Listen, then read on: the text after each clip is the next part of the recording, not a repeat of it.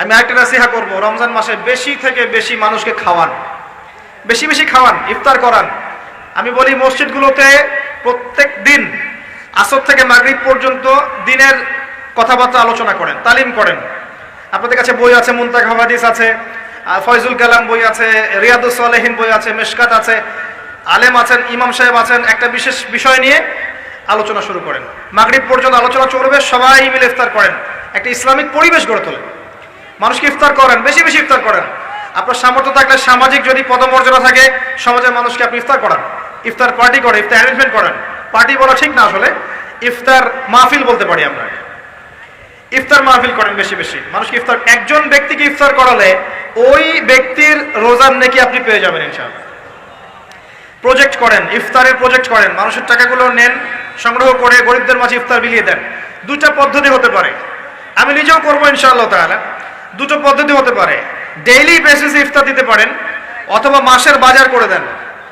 এক মাসে কি কি লাগে, কতটুকু চাল, বুট, ডাল লাগে লিস্ট করেন, করে একটা ফ্যামিলিতে একটা প্যাকেট পাঠিয়ে দেন। দেখবেন পুরো ফ্যামিলি ইনশাআল্লাহ তাআলা রমজান মাসটা খেয়ে পরে বাঁচতে পারবে। এগুলো আমরা না করলে কারা করবো? অমুসলিমরা করবে। অমুসলিমরা করে করেই তো সবাইকে খ্রিস্টান বানাচ্ছে। কোথায় আছেন আপনি? সমাজ সেবা করে করে তো মানুষের ঈমান আমল হরণ করে ফেলছে, আর আমরা সমাজ সেবা করতে চাচ্ছি না। জি, আমরা গরিব মানুষের পাশে দাঁড়াচ্ছি না, ওরা গিয়ে দাঁড়াচ্ছে। দেখবেন মানুষ বলছে হ্যাঁ এই ধর্ম তো ভালোই, আমি খ্রিস্টান হয়ে যাই। কত মানুষ যে খ্রিস্টান হয়ে যাচ্ছে আপনি জানেন?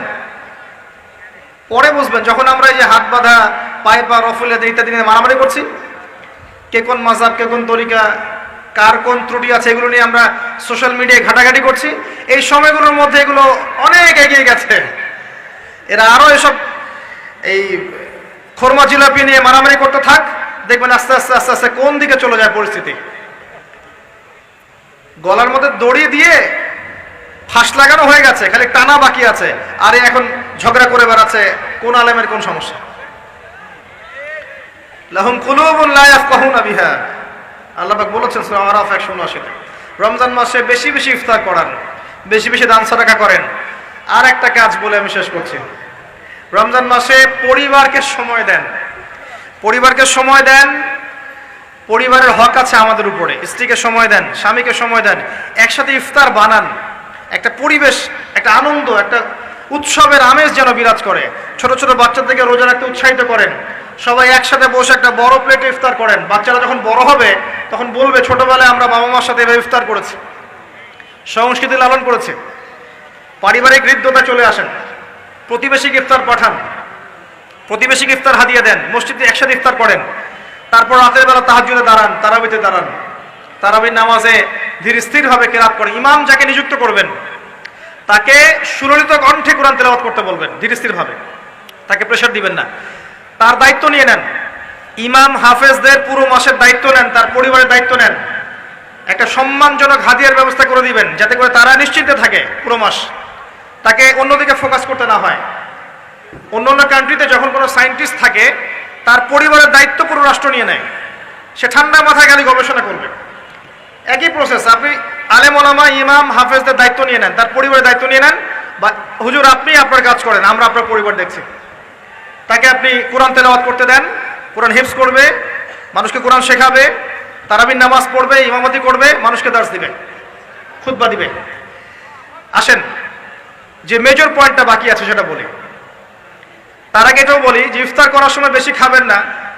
যদি আপনি বেশি খান তাহলে আপনি তারাবির নামাজে দাঁড়াতে পারবেন না। আর একটা মেজর কথা, এটা লাস্ট পয়েন্ট, সেটা হচ্ছে এই মাসে কি নাজিল হয়েছে ভাই? কোন কারণে এই মাসটা সম্মানিত?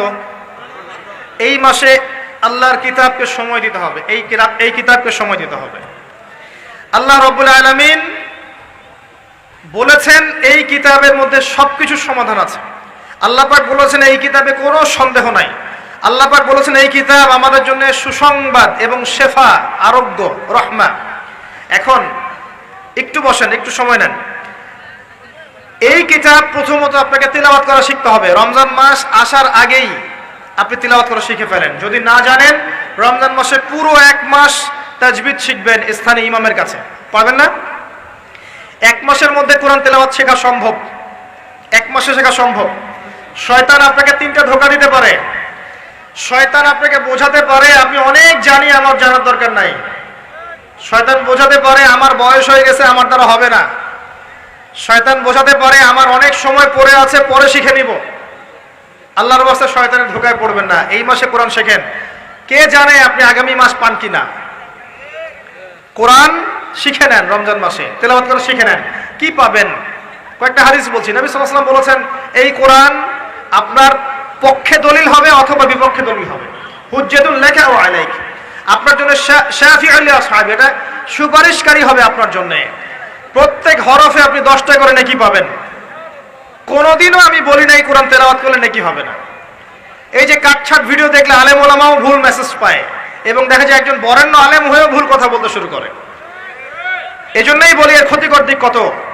মূল বিষয় তার নখদর পড়ে নাই, একটা কাটছাট ভিডিও দেখেছে, দেখেই কথা বলা শুরু করলো। কিন্তু সে আলেম, তার জানা উচিত কাফা বিল মারই কাযিবান ওয়া হুয়া ইয়াকুল কুল্লামা সামিআ।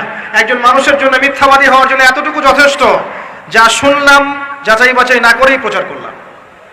ইয়া আইয়ুহাল্লাযীনা আমানু ইন জাআকুম ফাসিকুম বিনাবাইন ফাতাবায়ানু, কোন ফাসিক যদি কোনো খবর নিয়ে আসে সেটা আগে তথ্য যাচাই করো, তারপরে কথা বলো। ইশতারিবু কাসীরাম মিনাজ যন, বেশি বেশি অনুমান থেকে বেঁচে থাকো। ইন্না বা'দা যন্নি ইসম, এগুলো আমরাই ভুলে যাচ্ছি এখন। আমি বলছি বারবার, স্পষ্ট করে বলছি, কোরআন তেলাওয়াত করলে প্রত্যেক হরফে 10টা করে নেকি হবে। এবং কোরআন তেলাওয়াত করলে আপনার জীবনে বরকত আসবে, রিজিকে হায়াতে বরকত আসবে, আপনার কলবে আল্লাহর নূর আসবে ইনশাআল্লাহ তাআলা। কোরআন আপনার পক্ষে সাক্ষী দিবে, আপনার পক্ষে দলিল হবে, হুজ্জা হবে ইনশাআল্লাহ। প্রত্যেক হরফে 10 নেকি। তবে শুধু তেলাওয়াত করলেই আমি কোরআনের অর্থগুলো বুঝতে পারবো না। আর অর্থগুলো না বুঝলে আমি কোরআনে আল্লাহর মৌলিক মেসেজগুলো ধরতে পারবো না। ধরতে না পারলে সেই মেসেজগুলোর উপর আমল করতে পারবো না। এই কারণে কোরআনের অর্থটা বোঝা জরুরি, এর ভাষা শেখা জরুরি। কারণ আদেশ নিষেধ আমাকে মানতে চাইতে হবে, এবং কোরআন গবেষণা করতে হলে অবশ্যই অর্থ জানতে হবে, ভাষা শিখতে হবে, এর তাদাব্বুর তাফাক্কুরে ডুবে যেতে হবে, যেটা শুধুমাত্র তেলাওয়াত করা সম্ভব নয়। এটা বোঝাতে চেয়েছে। এর চেয়ে পরিষ্কার করে কি বলতে পারি বলেন? সুবহানাল্লাহ। আল্লাহ পাক আমাদেরকে বোধ শক্তি দান করুন। আল্লাহর ওয়াস্তে রমজান মাসে ভাই কোরআন তেলাওয়াত বাড়িয়ে দেন। যারা হাফেজ আছেন এই মাসে হিফজ চর্চা করবেন। আমার জন্য দোয়া করেন যেন আমি এই মাসে পুরোটা হিফজ করতে পারি। হিফজ চর্চা না করতে করতে অনেকটা ভুলেই যাচ্ছে। আসলে নবী সাল্লাল্লাহু আলাইহি ওয়াসাল্লাম বলেছেন, চর্চা না করলে কোরআন এত দ্রুত কলব থেকে বের হয়ে যায় যে একটা উটকে যদি ছেড়ে দেন সে যত দ্রুত চলে যাবে। আমাদের জন্য, আমার জন্য দোয়া করবেন যাতে কোরআনের হকটা আদায় করতে পারি। আল্লাহ পাক তৌফিক দান করুন, আমিন। এবং যারা হাফেজে কোরআন তাদের উচিত আরবি ভাষা এবং সাহিত্য জেনে তাফসিরগুলো পড়ে কোরআনের আয়াতগুলোকে নিয়ে একটু গবেষণা করা, আয়াতগুলো বোঝার চেষ্টা করা, আল্লাহ পাক কি বলেছেন কোরআনের মধ্যে বোঝার চেষ্টা করা, এগুলো জনগণকে বোঝানো। এবং এটা বোঝাতে আপনি উগ্র হবেন না, চরমপন্থী হবেন না, আক্রমণাত্মক হবেন না। আমরা কেউ কারো শত্রু নই, আমরা সবাই সবার বন্ধু, সবাই সবার ভাই। আমরা সবাই সবার ভাই, এক উম্মাহ, ওয়ান উম্মাহ নেশন। তাই আমরা কোরআনের মৌলিক মেসেজগুলো যুগোপযোগী ভাবে সবার সামনে তুলে ধরবো, উপস্থাপন করব, মানার জন্য ফোর্স করব না। যাকে আল্লাহ পাক হেদায়েত দিবেন সে মানবে ইনশাআল্লাহ, যাকে আল্লাহ পাক হেদায়েত দিবেন না সে মানবে না, তার হিসাব সে দিবে, আমার কোনো দায় দায়িত্ব নেই। আর সর্বশেষ কথা হচ্ছে, আল কোরআন এর মধ্যে অনেক আদেশ এবং নিষেধ আছে। রমজান মাসে আমরা যদি কোরআন পড়ি আর বুঝি কিন্তু কোরআনের আদেশ আর নিষেধগুলোকে ফলো না করি, না মেনে চলি, তাহলে আদতে কোরআনের হকটা আদায় হচ্ছে না।